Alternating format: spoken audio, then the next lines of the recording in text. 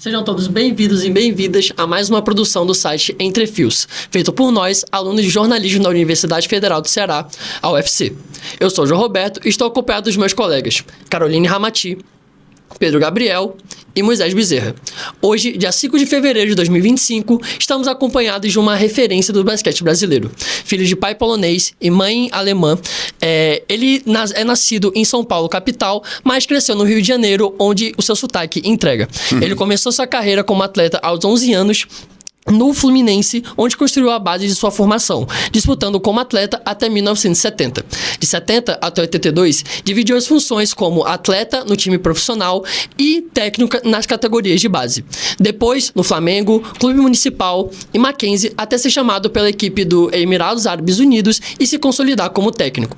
Teve passagens por Vasco da Gama, Angra dos Reis, Goiânia, Joinville, enfim, basquete cearense. Hoje, apresenta o programa Alma em Jogo, do Diário do Nordeste, atua como coordenador-geral do Fortaleza Basquete Cearense e é treinador das categorias de base do basquete cearense feminino. É uma honra recebê-lo, Alberto Bial.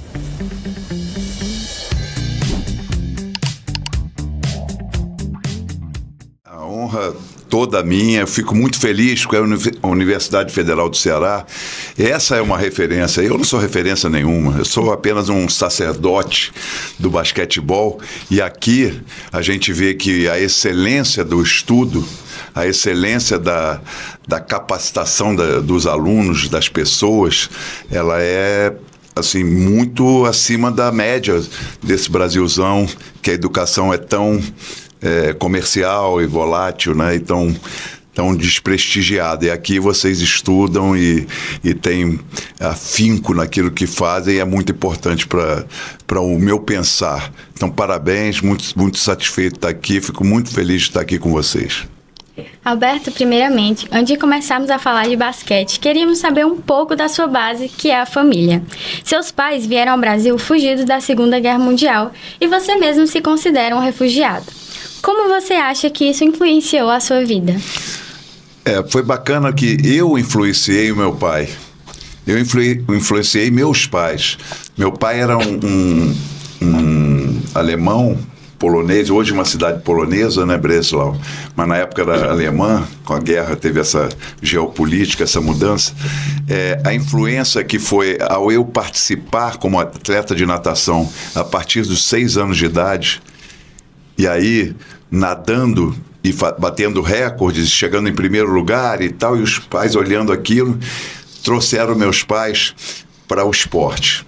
Aí isso foi muito importante, porque aí meu pai deixou de fazer alguns vícios que ele tinha, como o jogo, inveterado, e aí ele passou a conseguir fazer do trabalho dele. Trabalhava em contra-regra de teatro, depois foi para publicidade, trabalhou muito tempo com o programa em revista de portas de teatro, né, em São Paulo e Rio de Janeiro. E o esporte, quer dizer, foi uma inclusão invertida, né? O filho incluía os pais no esporte. Normalmente é o pai que inclui, apesar que eu não fui sozinho pro Fluminense, não, nadar. Minha mãe me levava de mãozinha dada para lá e tal. Mas no sentido, assim, de trazer benefícios para a família, foi esse início na natação. E aí o esporte, o Fluminense, nunca mais saiu das nossas vidas. Minha mãe tem 100 anos. E ela, todo jogo do Fluminense, cega, totalmente cega, ela assiste os jogos do Fluminense. Então, até hoje, o Fluminense é uma referência na nossa vida. Eu acho que eu respondi a tua pergunta, Carol. Respondeu. Alberto, pegando o gancho, o senhor falou que começou na natação, mas teve muito contato com o futebol, com jogadores, com os treinadores do Fluminense. Minha pergunta, por que o basquete e não o futebol? Eu era muito bom de bola, tanto com a mão quanto com o pé. No colégio eu fazia parte da seleção do basquete e do futebol, mas era nadador. E um dos alunos, o meu melhor amigo na época, o Fioravante, ele sentava na carteira, na época era carteira dupla. E a gente sentava na mesma carteira e éramos muitos amigos. Ele me apresentou o seu Orlando Gleck, que era o técnico de basquete do Fluminense, E o seu Gleck falou, não, menino, sai desse negócio, você leva maior jeito para basquete. O primeiro dia ele botou a bola na mão, eu já tive uma mecânica boa de arremesso, eu tinha muita agilidade e destreza, o que era bom para aquela época. Os garotos eram mais pesadinhos e tal, e eu passei a ser um bom jogador nas categorias de infantil, infanto, juvenil e tal. E a influência do futebol veio porque o Fluminense era uma família. Lógico que a minha base é a família consanguínea, né? Meu pai, minha mãe. Mas a família Fluminense foi quem me influenciou em muita coisa. E principalmente na escolha da minha profissão, do meu ofício. Eu escolhi ser técnico aos 15, 16 anos. Eu falei, eu vou ser técnico de basquete. Aos 18 eu entrei para o UFRJ, Federal do Rio de Janeiro, também uma referência. E o Fluminense estava começando com mini basquete. E o mini basquetebol era uma modalidade nova. Tinha começado na Espanha, 68, 69, em 70 chegou no Brasil e o Fluminense me entregou de bandeja. No ano seguinte eu já era técnico da seleção brasileira de mini basquete e fui para a Espanha num festival de basquete, no ano seguinte no Peru, e me aprofundei muito nessa categoria, mas depois subi para as categorias de infanto-juvenil, juvenil, e sempre jogando. Aí, nessa época de 70 para frente, com 16 anos, eu já era jogador profissional. Com 18, eu era jogador do time de cima e técnico da categoria de base do mini basquete. Então, aí começou toda essa vida dedicada a gente, às pessoas. O que eu gosto é de trabalhar com gente. Eu sou das humanas que a gente fala, né? Eu costumo falar. Não bota como é que se diz aquele que faz conta os números aí? Não sei nem o nome. Calculadora. Não me bota uma calculadora na mão, não, porque obrigado pela cola. Mas tudo para mim é gente. Hoje eu estive num presídio de manhã e me colocaram para falar com os detentos. Tinham, acho que 80 num banho de sol lá no presídio em Aquiraz. E eu consegui falar com eles que havia uma possibilidade de ser implantado o esporte lá dentro e tal, e falando da esperança, e lembrei Mandela para eles. Lembrei que Mandela tinha ficado décadas e décadas encarcerado, e quando voltou puro, cheio de amor e tal, e isso eu senti que os nossos privados de liberdade lá mudaram o olhar, tinham muitos olhares eu gosto muito de olhar olho no olho, né, Carol? Eu adoro sentir a alma, o olho da alma, são a visão, né, os olhos, né? Então, gosto de gente. E aí essa escolha pelo basquete, lógico que a ferramenta é o jogo de basquete, mas o meu barato é lidar com gente em várias áreas. Estudei psicologia, me aprofundei em sociologia, educação física, mas me considero um autodidata, porque eu faço palestra, faço clínicas, tudo, e nada daquilo que eu estudei na universidade ou que eu li nos livros me influenciou muito. A minha influência toda foi da experiência pessoal de lidar com as pessoas. E aí, sempre trabalhando com equipe, olha só, são 55 anos como técnico de basquete. Quantas equipes já passaram nas minhas mãos? Quantas pessoas? Quantos egoístas? Quantos avarentos? Quantos desleais? E quantos bons? Quantos solidários, né? E quantos... Então, o mundo, ele está pendendo muito hoje para um lado que eu não estou gostando muito, não. Para um lado que não é da bondade. A gente vê governantes assumindo e querendo discriminar povos, países e fazendo segregação racial e tal. Isso fazendo o símbolo da suástica. Porra, eu perdi minha bisavó dentro do campo de concentração 80 anos atrás. O homem mais rico do mundo faz... Então a gente tem que ter o basquete, tem que ter o esporte na vida de cada um daqueles que eu possa. Hoje estou tentando no presídio, já tentei nos menores educativos, fiz com as mulheres, já fiz com todas as áreas. Seleção brasileira principal, seleção militar, todos são iguais. desde aquele pequenininho que começou o basquete, que eu já dei baby também, de 4 a 6 anos, uma delícia, até aquele master de 90 anos, ou a minha mãe de 100 anos, que ainda joga deitada na cama, na poltrona, mas ainda joga com as palavras e com a mente. É uma influência muito forte. Eu nasci muito perto do fim da Segunda Guerra, então o alemão era tratado de uma forma pejorativa. Alemão, batata, come queijo com barata, eu ouvi muito isso. Só que eu não entendia, eu bulhufo, eu era feliz da vida e aquilo não me afetava, né? Então, refugiados, sim. Imigrantes chamava na época, né? Mas hoje, para ficar mais claro para vocês, meus pais são refugiados da Segunda Guerra Mundial. Desde a criação do Novo Basquete Brasil, NBB, em 2008, e a entrada do basquete cearense em 2012, o time ganhou experiência e ganhou espaço dentro do cenário nacional. Para 2025 e os próximos anos, qual sua expectativa para a projeção do time? 2008 eu era técnico de Joinville e fui um dos 5 fundadores da Liga Nacional de Basquete. Isso é uma honra para mim, porque mudou o basquetebol da água para o vinho. O basquetebol era muito maltratado. E essa liga muito profissional, muito bem... nós tivemos um articulador, o Couros, que conseguiu reunir todos os times numa causa só, que era o basquetebol, o que era muito difícil anteriormente. Então, a unidade é muito difícil, a união entre as pessoas. Por isso que eu perguntei para você, essa turma de 8 alunos aqui, vocês estão trabalhando em equipe mesmo, de verdade? Todos estão fazendo cada um uma tarefa, que é muito difícil formar uma equipe e participar de uma equipe. E a gente conseguiu fazer essa Liga Nacional de Basquete funcionar e que ela melhorou, né? Olha quantos jogadores, Iago, Jorginho, Gui Santos, isso tudo é NBA ou Euroliga, né? Bruno Caboclo, que fez as 2, né? NBA e Euroliga. Então, quanta gente foi desenvolvida através da criação da Liga Nacional de Basquete. 2012, 1º de julho de 2012, é o dia mais importante da minha vida, porque foi quando eu fundei o basquete cearense.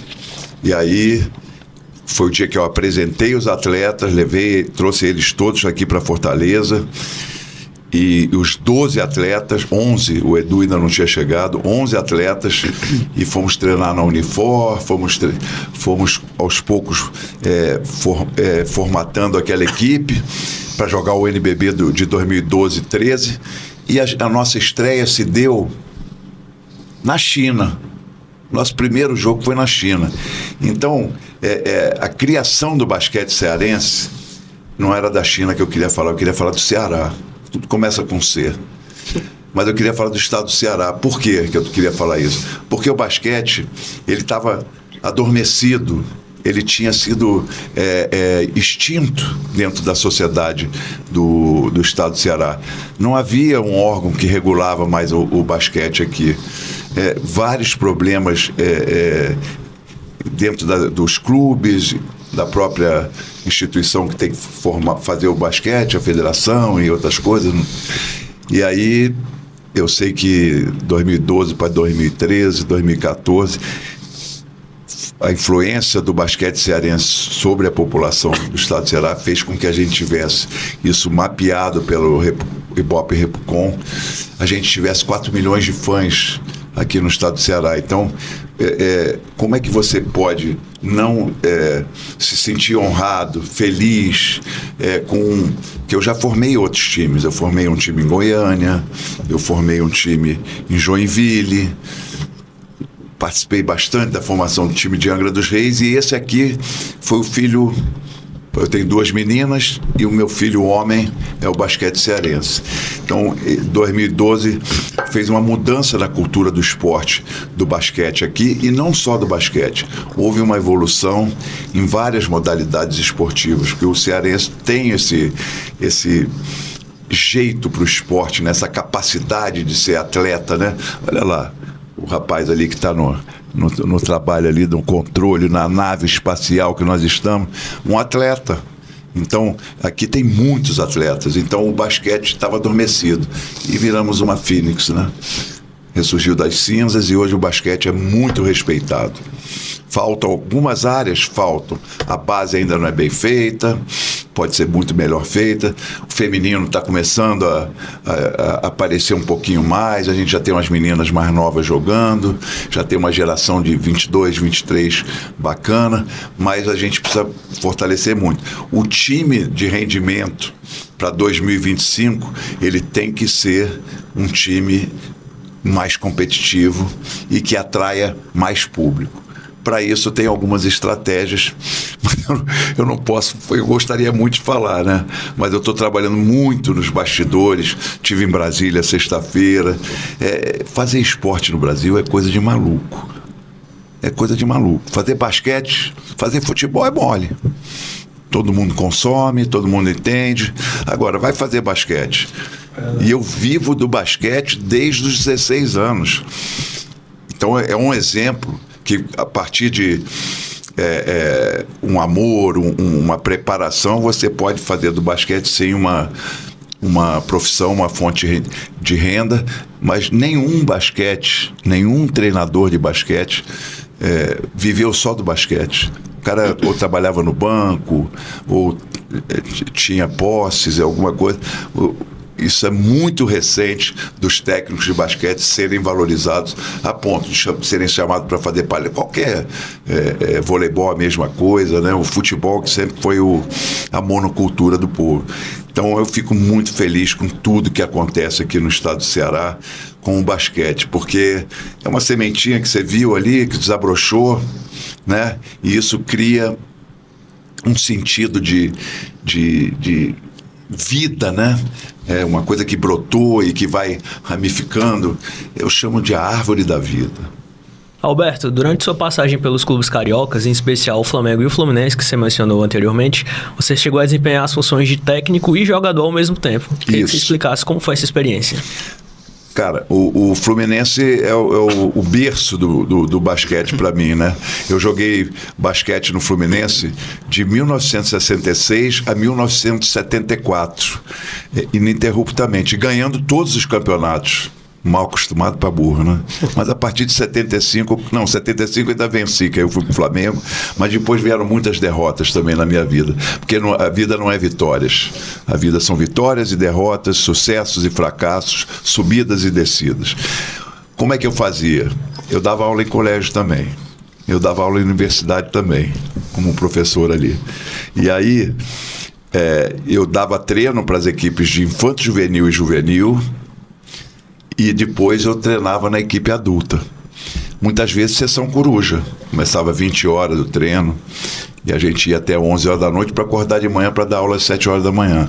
Então era uma vida antes do Emirados Árabes, antes do convite. Então era assim, eu dava treino, a tua pergunta, eu dava treino para os meninos, tinham jogos sábados e domingos. Eu nunca tive sábado e domingo, nunca na minha vida. Se você vai fazer basquete no Brasil, é 24 horas por dia, 365 dias no ano. E em todas as áreas você tem que saber um pouquinho. Você tem que saber um pouquinho de gestão, você tem que saber um pouquinho de parte técnica, você tem que saber um pouquinho de marketing, você tem que saber um pouquinho de tudo. Senão, não dá para fazer basquete no Brasil, a não ser que você vá para os clubes milionários, Flamengo, Minas Tênis, Pinheiros e Paulistano, a elite da elite do esporte. Os outros tem que ter lei do incentivo federal, lei de incentivo estadual, tem que ter relacionamento para que as pessoas invistam, coloquem o imposto de renda ou ICMS, dependendo do tipo de lei, o aporte direto, que foi o primeiro do basquete cearense, Sky Basquete Cearense. Fui buscar o Cid Gomes, falou assim, o governador da época, falou assim, vai lá no Sudeste e traz alguma empresa para cá que eu coloco a outra metade. Então, esse é um trabalho, parece fácil, é um trabalho difícil para burro. Conseguir dinheiro é muito difícil. E são anos, décadas que eu trabalho em busca de recursos para as equipes que eu trabalho. Há 30 anos eu sou empreendedor. Eu deixei de ser funcionário em 2001, 2002, para ser empreendimento mesmo, um dono de uma empresa, o dono de um comércio. Não, mas no caso, eu não gosto de falar em comércio, porque o esporte não é comércio. Esporte é formação, tá? Tem o esporte rendimento, tal, mas o esporte é formação de pessoas, é educação de pessoas. E esse tempo eu treinava eles com os meus conceitos que eu já tinha, e depois eu ia para a quadra e jogava de uma forma tranquila. Eu era muito jovem. Eu tinha 20 até 32 anos eu fiz isso. Depois fui só técnico. Alberto, você conta que em 2011 você foi à China realizar negócios, mas que não deu certo, e na volta você voltou para o Brasil, especificamente no Ceará. E aí, retomando, você contou sobre a experiência já no Ceará e que você enxergou uma possibilidade de plantar o basquete aqui no Ceará. Mas considerando todo esse contexto de que o Ceará era pouco investido, como você observou essa possibilidade de plantar o basquete no Ceará, considerando tudo que você já contou pra gente? Eu, quando era garoto, eu jogava campeonatos brasileiros estaduais e sempre cruzava na semifinal com o Ceará. Sempre não, 2 vezes. Mas ficou marcado para mim, num campeonato brasileiro juvenil e num outro adulto. E os jogadores do Ceará me impressionaram. Eles pulavam, parecia que tinham mola nos pés. E aí eu falei, os caras pulam tudo baixinho, mas pula pra caramba. E jogam muito bem. Isso década de 60, 70, e aí 2010, muito tempo depois, eu venho para cá fazer uma palestra em Russas e olho para a cidade, eu tenho um olhar por Fortaleza, pelo Nordeste muito antigo, né? Eu sempre olhei de uma forma muito carinhosa para esse lado do Brasil, que é muito discriminado, é visto de maneira, às vezes, sem a importância que a gente tem, né? Então, eu falei, por que não fazer basquete aqui, se aqui já foi um celeiro de basquete? Já teve jogador na seleção brasileira principal, tinham jogadores maravilhosos que eu joguei contra. Por que não fazer basquete? E aí o desafio, eu tinha tomado uma bola nas costas em Jiangsu, né, lá na China, e aí voltei e tudo tem seu tempo, né? Aí, você pode fazer uma palestra no Ceará? 4 palestras, vendi 4 palestras, falei, lógico, estou chegando no Brasil de volta, vamos que vamos. E aí surgiu esse insight, essa força da natureza que veio faça basquete no Ceará. E aí a gente arregaçou as mangas, que nem eu fiz agora, arregacei as mangas e fui fundo. E tudo que eu sabia, eu passei aqui para as pessoas, para os jogadores. Carol foi minha atleta, Caroline, né? Foi minha atleta. Ela sabe que eu não tenho, assim, uma forma de atuar com as meninas muito pequenininhas, muito jovens ali, 18 anos, né? Ou jogando com a seleção brasileira principal. É a mesma maneira de tratar as pessoas no mini basquete, com as mulheres, a gente tem o mesmo respeito, o mesmo cuidado e as mesmas informações. O técnico está ali para corrigir. Se ele não corrigir, ele não é técnico. Então, muitas das vezes, a gente tem que ser duro, colocar na linha, explicar o caminho, e não é entendido, porque os jovens, muitas vezes, têm a rebeldia e tal, e não conseguem. Não é só o jovem, não. O cara que já sabe tudo lá, e você quer colocar algo mais dentro da especificidade daquele time, que tem que jogar um pouquinho mais aberto, ou que tem que jogar um pouquinho mais com a bola na mão, ou dependendo da estratégia. E muitas vezes você tem que explicar isso com paciência, com cuidado, porque você é questionado o tempo todo. Então é uma profissão muito maneira, muito bacana. Aliás, o professor é assim, né? O professor e o técnico sabem a mesma coisa, né? Estão ali para formar, preparar os alunos, preparar os atletas e formar essas pessoas. Bial, como é que você percebe a relação do Fortaleza Basquete com a torcida local e como ela impactou no desempenho da equipe? Fortaleza Basquete Cearense é uma associação, né, que foi feita do Fortaleza Esporte Clube com o basquete cearense, né? é uma união de forças, né? Eu tive um ano fora desses 14 anos que eu passei aqui, eu tive que ir para o Rio, né? Acabei dirigindo o Vasco nesse tempo, e aí pandemia e tal, e aí teve essa junção de Fortaleza e basquete cearense. Eu não estava mais na gestão do basquete, eu hoje sou um consultor. Eu fiz gestão durante 8, 9 anos de basquete cearense e, como tudo na vida, você passa o bastão, você mostra o caminho, você entrega e prepara pessoas para você. Daqui a pouco eu não estou mais aqui, mas eu ainda tenho uma etapa aí. Hoje em dia, até os 82, eu acho que vai dar certinho o meu plano de vida. Então, é importante a gente ter esse cuidado de formar pessoas, de preparar pessoas. E aí, as pessoas que você colocou para fazer a gestão acharam por bem fazer o Fortaleza Basquete Cearense, associado ao Fortaleza. Eu fico na minha consultoria, na minha assessoria e aplaudindo o que eles fazem. O que eu não posso é influenciar durante o trabalho deles. Agora o comando é deles, eles têm que tomar as decisões deles. O Fortaleza, ele paga por isso, né? Ele sustenta, né? Dá uma ajuda para o basquete cearense existir. Então a vida é assim, né? Nem tudo é como eu queria, né? Mas eu gosto muito do Fortaleza, inclusive eu sou tricolor, né? Mas o basquete cearense tem uma marca muito forte, assim como o Fortaleza tem também. Eu não diminuo o basquete cearense em relação ao Fortaleza, não. Que pergunta difícil que ele me fez, hein? E eu não sei falar outra coisa do que é verdade, e aí a gente tem que responder até com certa suscetibilidade, com certo cuidado, para não magoar ninguém, né? Bom, você falou sobre o basquete feminino, você mencionou anteriormente, e aí tendo em vista a participação do basquete cearense feminino no Campeonato Brasileiro de Interclubes, que foi o pioneiro, né, do estado nessa categoria, e eu queria ouvir de você como que você avalia o crescimento do basquete feminino também, tendo em vista essa participação que foi histórica do basquete cearense nessa categoria feminina. Não, foi impressionantemente emocionante para mim, que eu fui nas duas categorias, né? Eu fui a Catanduva com 19 anos e fui a Ourinhos com 23 anos.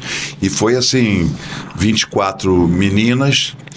Eu chamo de meninas porque eu tenho filha de 47, 44, para mim todas elas são meninas. Essas meninas, elas aprenderam muito, além do basquete. A convivência entre elas durante aquela semana de competição contra equipes fortíssimas, as melhores equipes do Brasil. O CBI é o Campeonato Brasileiro Interclubes. Então, ali estavam todas as equipes de São Paulo, acho que tinha uma equipe nos 19 anos do Paraná ou Santa Catarina, e a gente... Não, tinha uma de Brasília, tinha uma equipe que a gente venceu 2 jogos de outros estados. Então era um campeonato muito duro para elas, e elas conseguiram resistir a tudo, saíram de lá bravamente. E o relacional delas foi incrivelmente bonito, o que já não foi com o Sub-23. Sub-23, as meninas que a gente levou, elas tinham, algumas delas que tinham alguns vícios que elas traziam de outras de outras equipes, de formações diferentes, de técnicos e tal, e elas não entenderam muito bem qual é o espírito de equipe. Por isso que eu pergunto toda vez: vocês 8 estão trabalhando bem em equipe? Vocês 8 estão se relacionando bem, estão se entendendo bem? Cada um já distribuiu a sua tarefa direitinho? Vamos fazer tudo, porque aí a força é enorme, cria-se uma força muito grande quando se tem unidade. E no 23, a gente sofreu muito, e eu acho que a gente teve um crescimento e um aprendizado maior. Elas e eu. E eu preciso fazer com que seja contínua essa participação do time feminino. É uma lenha, só para fazer CBI. E quanto mais a LBF, que ainda é um sonho que eu tenho para agora. Fui a Brasília, fechei e tal, marcaram a reunião para amanhã. Agora eu recebi, chegando aqui, a reunião online, né? Foi desmarcada e tal, e era justamente com a empresa que eu estava buscando recursos e tal. Então a gente tem que respirar fundo e tal, esperar, vamos ver, mais um pouquinho e tal. Não pode deixar de persistir. Isso aí o basquete ensinou pra gente. E essa menina aqui tem uma garra. Poucas meninas talvez a menina de mais garra no basquete feminino que eu trabalhei. Ela é armadora, estatura baixa, tá? E enfrentava aquelas, vou dizer assim, umas jogadoras enormes e atléticas e tal, e enfrentou de igual para igual.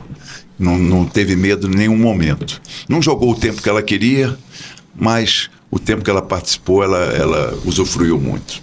Tinha que falar da Carol, que eu adoro essa garota. Eu adoro todas, não fiquem com ciúme, não. Gosto. Mas a Carol, ela tem essa garra que eu acredito que faz a diferença. Porque se você não faz com garra, com vontade, entrando de cabeça, você não vai conseguir resultado em nada. Vou fazer mais ou menos, tal, não sei o quê. Não dá certo. Energia tem que ser boa, forte, positiva e para cima, operante, né? Bom, Bial, você é uma pessoa muito comunicativa, além de ter um grande irmão, que é o Pedro Bial, que é um grande jornalista. De onde veio essa instinto de comunicador de vocês? Foi desenvolvido naturalmente ou com um propósito profissional? Boa pergunta. Propósito profissional, né? Exigiu de mim. Eu, para falar na carteira do 4º ano primário, eu ficava vermelho, com medo de falar, de recitar uma leitura para toda a turma, ou de fazer uma apresentação. No ginásio eu já fui me soltando, na faculdade eu dava aula. Professor de basquete falava: Bial, vai lá e dá aula. Eu dei aula 2 períodos de basquete lá, o professor ficava olhando, porque eu já era jogador profissional, conhecido. Na época o Fluminense, a Rádio Globo, o basquete era muito divulgado, então a gente era muito conhecido, né? E aí eu precisei trabalhar muito, bastante, para melhorar. Li bastante, me aprofundei, viajei muito, fui à Sérvia, fui à Espanha, fui aos Estados Unidos, fui ao Canadá. Eu viajei o mundo todo através de conhecimento para poder falar alguma coisa com conteúdo. Já o Pedro é outra história. E você falou o grande irmão, o grande irmão, o Big Brother mesmo. O Pedro é uma referência para vocês, jornalistas, todos os jornalistas do Brasil, talvez a maior referência. E ele traz desde pequenininho esse dote de escrever poesia, de fazer desenhos, de tirar fotografia, isso muito jovem. E eu estimulei, a gente perdeu o pai muito cedo. E aí ele teve um intercâmbio nos Estados Unidos com basquete, porque ele jogava muito bem basquete e tal. Então, essa verve, essa veia jornalística, ele traz desde pequeno. Ele fez uma entrevista com Vinícius de Moraes, ele conta isso em alguns podcasts que ele foi, com Vinícius de Moraes na banheira e os garotos lá, isso muito pequeno, e deram uísque pro Pedro e pros garotos lá. O Vinícius deu uísque pros garotos, chega todo mundo torto em casa. Então é muito bacana o Pedro ser essa referência, porque ele era o meu irmão, era o Bialzinho. E aí, a partir do sucesso dele, do crescimento profissional dele, eu virei o irmão do Bial. Eu sou irmão do Bial. Então, é muito interessante e é de muito orgulho pra gente. E a gente, nesse momento, eu tenho que falar da minha mãe de 100 anos, que ela está indo embora e está indo muito devagar. E isso está fazendo todo mundo se aproximar muito. A gente tem feito zooms constantes. Pedro, eu e a minha irmã Irene, porque a gente tem que tomar decisões e a gente não pode deixar um só tomar decisão. O Pedro, como o que faz que ele é o provedor da estadia da minha mãe, que é as cuidadoras, as enfermeiras, tudo que foi feito, mas a parte efetiva é o Alberto. A parte mais psicanalítica, a Irene. Então, esses 100 anos da minha mãe está fazendo com que eu e o Pedro nos aproximemos demais. Então, essa aproximação dos irmãos está sendo muito bacana. E ela, vamos deixar tudo no tempo dela, tal, devagarzinho. Semana que vem eu vou estar com ela, dar mais uns beijinhos nela e tal, levar ela para a piscina, que é o maior prazer que ela tem, ou o único. Ela vai na piscina e dá umas braçadinhas. Aí eu sou maluco. Falei, vamos apostar corrida agora. Aí ela, deixa eu botar o óculos. Isso aí aconteceu um mês atrás. Então, é só para falar que a gente é muito dado por conta daquilo que a gente falou no começo, né? De uma família que vem imigrar, tal, que vem de fora, tá, é muito unido. Só que hoje, quando tira a foto da família no aniversário de 100 anos, tinha 80 familiares, junto com os filhos do irmão da minha mãe. Os primos, né, no caso. Então, e os bisnetos, 80. Começou com Pedro e Suzane. Bom, você discorreu bastante aqui sobre a sua vasta carreira, né? A sua experiência tanto como jogador, como treinador também no basquete. E baseado nessa carreira, né? Nessa grande carreira que você construiu até aqui, eu queria saber qual foi o maior aprendizado que o basquete te proporcionou na vida e qual é o seu maior objetivo no profissional até o momento que você ainda não alcançou. Tem vários objetivos, muitos objetivos. Mas eu quero responder primeiro as virtudes, né? As virtudes que a vida me ensinou, que o basquete me ensinou. Primeiro, a garra. Fazer tudo com determinação, com poder de força do que você tem dentro de você. Nós temos uma força muito grande. Então, isso eu aprendi, junto com a disciplina. E junto com a persistência. A solução de continuidade, fazendo tudo com empenho e sem esmorecer, o resultado final é muito bom. Eu não tenho a menor dúvida disso. Isso é o maior aprendizado que o basquete me deu. E não adianta achar que já está pronto. Nunca estamos prontos. O objetivo maior é fazer do basquete cearense um time perene, que daqui a 100 anos possam falar assim, pô, tinha um velhinho ali, cabeça branca e tal, aí que fez um basquete cearense e tal, e que a gente, de repente, ser nome até de um ginásio, quem sabe, né? Mas deixar uma semente que faça muitas árvores, faça uma floresta, que a árvore, ela ensina muito. Um objetivo que eu tenho muito grande é de ter um time aqui, um clube, um time não, um clube, ter um espaço físico para chamar de meu, para eu entrar e ter o horário do treino na hora que eu não tenho. Eu sou cigano, aventureiro. Aqui em Fortaleza eu vou na Unifor, vou na CFO, vou no Paulo Sarasate, vou no Náutico, vou no Seguro Ideal, vou não sei aonde. Mas a gente não tem um clube. Isso é muito difícil. Queria ter um clube, é um objetivo grande. Acompanhar todo o processo, que quem me deu muita vida, assim, me resgatou, me deu mais força para viver, foi na época que eu fundei o Basquete Cearense. Foi a Alice, minha neta Alice, que hoje tem 16 anos, nasceu em 2009. E ali me deu muita força. Então, uma coisa que eu quero ver é a formação da Alice, até, sei lá, os filhos da Alice, para eu acompanhar um pouquinho mais dessa única neta que eu tenho. Esses objetivos aí são grandes, hein? Tomara que se realizem. E quando a gente fala, fica mais fácil, porque já passou aqui, aí vem para a fala e vai virar o destino da gente, espero assim. Pronto, Alberto. É sempre muito bom ouvir você e ler sobre você. Eu queria, em nome dos meus colegas entrevistadores, dos colegas da produção, em nome do professor, agradecer imensamente pela presença do senhor aqui e por nos proporcionar esse momento incrível, viu? Cara, incrível foi para mim. Vocês conseguiram me emocionar desde que eu cheguei aqui.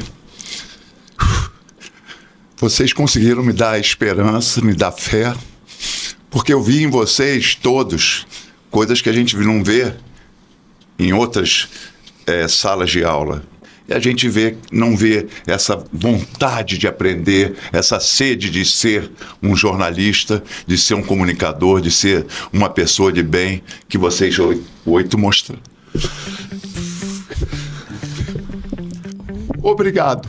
Foi muito bom para mim. Obrigado, pessoal. Muito obrigado, Bial. Nossa entrevista fica por aqui e até o próximo programa. Chorão. Essa entrevista ficou muito verdadeira, muito perigosa. Eu espero que seja só aqui na sala de aula. Não bota no YouTube, pelo amor de Deus.